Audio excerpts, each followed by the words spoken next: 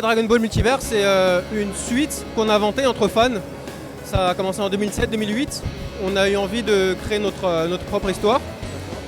Et donc on a commencé ça entre fans. Donc au début, il n'y avait que 2 personnes. Aujourd'hui, on est, on va dire, 20 membres hyperactifs, mais en tout, on est à peu près 100 à avoir participé dessus. Et ce qui se passe au niveau de l'histoire, ça se passe 10 ans après Dragon Ball Z. Ce qui se passe en fait, il y a une race extraterrestre qui a découvert une technologie permettant de voyager entre différents univers parallèles. Des univers dans lesquels se sont passées des choses différentes de ce que nous on a connu dans Dragon Ball. Par exemple, il y a un univers où Sangoku n'est jamais tombé sur la tête quand il était petit. Du coup, il est resté méchant. Un univers où Cell a finalement vaincu Gohan. Un univers où Bardock, le père de Sangoku, a réussi à vaincre Freezer avec les autres Saiyans. Il y a plein d'univers différents comme ça. C'est un peu comme Trunks du futur. Son histoire est différente. Ah ouais, d'accord. Nous, on a développé ce concept. Et cette race extraterrestre décide de ramener tous les plus forts guerriers de chacun des univers pour faire un grand tournoi où tous les plus forts guerriers des univers vont s'affronter. Et c'est comme ça que l'histoire elle commence. Ok, et par exemple, quand Cell du coup bat Sangohan, qu'est-ce qui se passe?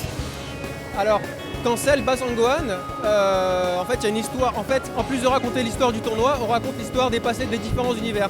Donc, on a raconté aussi donc, cette histoire de Cell. Donc, on voit comment il bat Sangohan. Attention, je vais spoiler. Comment il bat les autres amis de Sangohan. Et après, comment il décide de dominer son univers avec ses enfants. Voilà, comment il fait sa loi, sa propre loi dans son univers. Donc, du coup, c'est quelque chose qui fonctionne très bien. C'est quelque chose qui fonctionne puisque au début il n'y avait pas beaucoup de lecteurs et puis après il y a eu de plus en plus de lecteurs qui sont venus. Il y a eu des traducteurs de différents pays qui nous ont rejoints, qui ont proposé de participer au projet.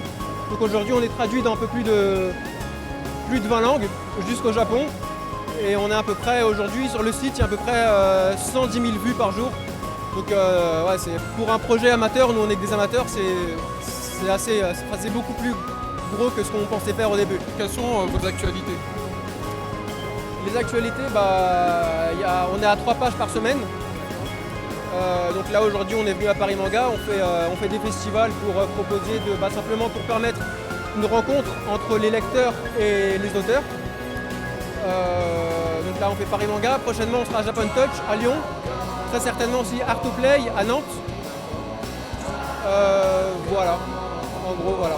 Ok, bon c'est super. Bah, là j'étais avec Tibaric de Dragon Ball Multiverse. Bah écoutez, on va suivre ça avec grand plaisir et on vous dit à bientôt. Ciao. Merci à vous.